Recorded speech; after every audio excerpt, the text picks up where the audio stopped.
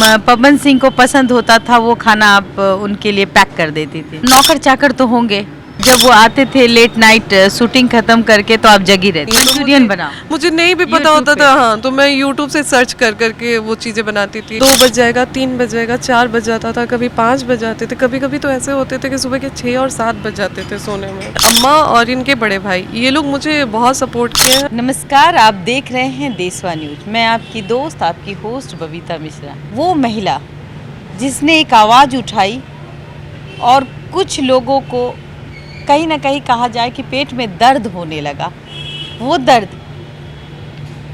लगता है कि उनके घर में कहीं ना कहीं कहा जाए कि बहन और माँ का सम्मान या पिता का सम्मान कोई मायने नहीं रखता।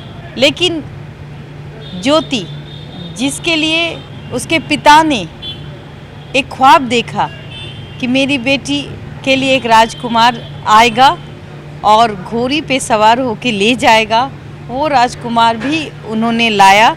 नाम है पवन सिंह। कुछ चीज़ों के कारण पवन सिंह और इनकी बीच की दूरियां बढ़ी, और वो दूरियां क्या थी वो आप भी जानते हैं। 5 महीने आप अपने पति के साथ एक फ्लैट में रही और उनकी हर छोटी छोटी ख्वाहिशों को आपने बखूबी निभाया।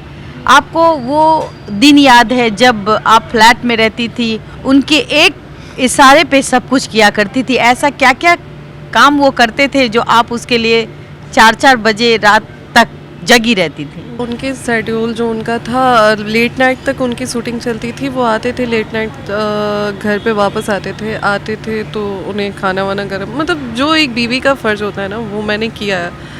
और लगभग 3 साल तक हम लोगों ने चीज़ें वो किया। उसमें जैसे 10 दिन मैं ससुराल में रही और फिर हमारी लड़ाई हो जाती थी, फिर मुझे घर पहुंचा जाता था। 5 महीने में क्या उतार चढ़ाव रहा आपकी ज़िंदगी में? उनका शेड्यूल होता था कि जैसे मैं सुबह उठूं, मुझे मेरा इतने बजे तक ब्रेकफास्ट तैयार हो जाना चाहिए।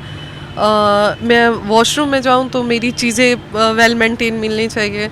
मैं वॉशरूम से निकलूं तो मेरी चीज़ें मेरे सामने होनी चाहिए, जो यूज़ करता हूं मैं। जब वो आते थे लेट नाइट शूटिंग खत्म करके तो आप जगी रहती थी? हाँ, लेट नाइट जब भी आते थे तब तो मैं जगी रहती थी।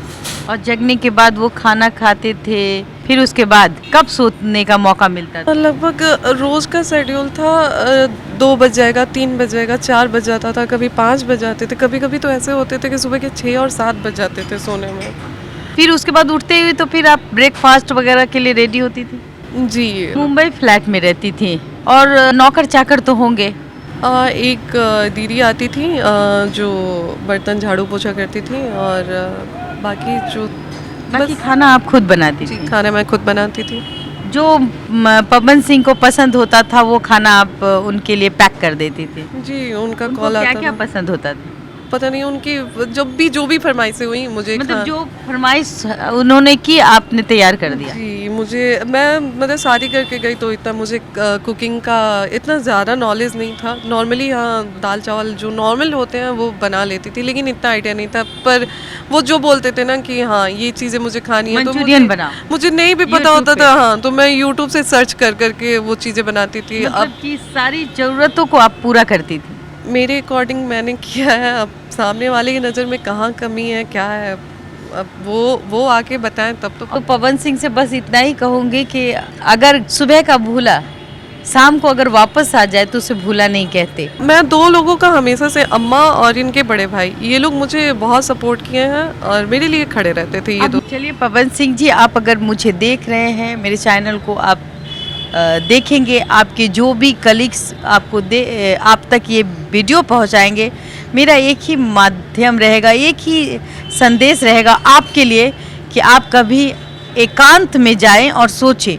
अगर मेरी बातों को सुन पा रहे हैं तो एक बार पत्नी नहीं दोस्त बना के देखिए अपनी पत्नी को, और दिल की बात जानने की कोशिश कीजिए। फिलहाल देशवा न्यूज में इतना ही। देशवा न्यूज के साथ बने रहें। धन्यवाद। देशवा न्यूज पर वीडियो देखने के लिए लाइक करें, सब्सक्राइब करें, साथ ही बेल आइकन दबाना न भूलें।